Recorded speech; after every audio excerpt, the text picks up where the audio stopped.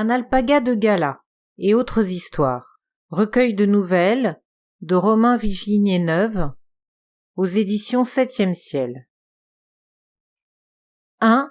Un alpaga de gala. C'était ça la vie. Un canapé neuf, une téléplasma géante haute définition, un drone qui vous sert le café, une nouvelle literie tous les 7 ans, une voiture à l'électricité nucléaire avec crédit renouvelable à vie, une seconde voiture diesel qui compensait la première, aux émissions de carbone exemplaires. On suait sang et eau pendant 40 ans au boulot, à la maison, et une fois qu'on était arrivé, c'était le vide, le néant. D'accord, la vie matérielle de Paul était faite. Il pouvait mourir tranquille. 8 jours après sa mort, tout serait en vente sur le net et l'on s'étriperait chez le notaire. Allez hop, au suivant. Circuler.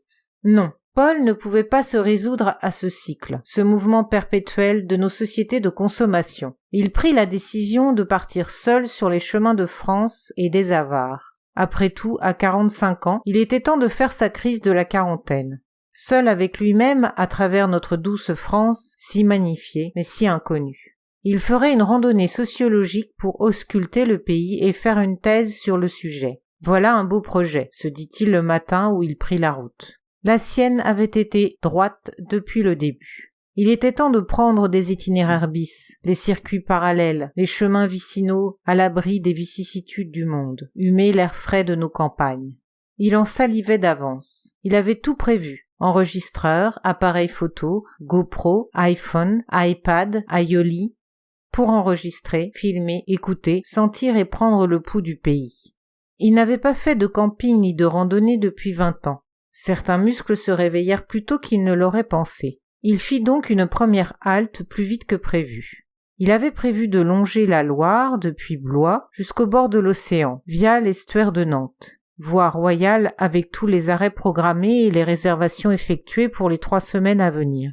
L'abandon de la vie matérielle ne se faisait pas si facilement.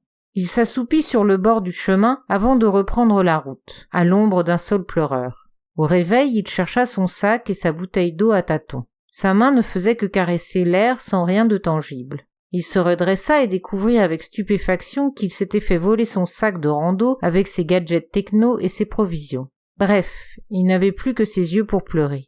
À dormir sous cet arbre, il aurait dû se méfier. Il scruta les alentours, mais ne vit que son chemin de bord de Loire, des arbres et des herbes folles. Il remonta en direction de la route départementale voisine. Là, il décida de faire du stop. Il n'avait pas le choix, il ne pouvait même pas appeler et ne le souhaitait pas non plus. Il aurait été la risée de ses amis et par-dessus tout de sa femme qui avait beaucoup ironisé sur ce départ soudain et ses velléités de liberté. L'usure du temps commençait à faire son œuvre au sein de son couple et il ne voulait pas lire l'air triomphant sur son visage. Non, il voulait faire ce trajet jusqu'au bout, quelles qu'en soient les conditions, il ne ferait pas demi-tour.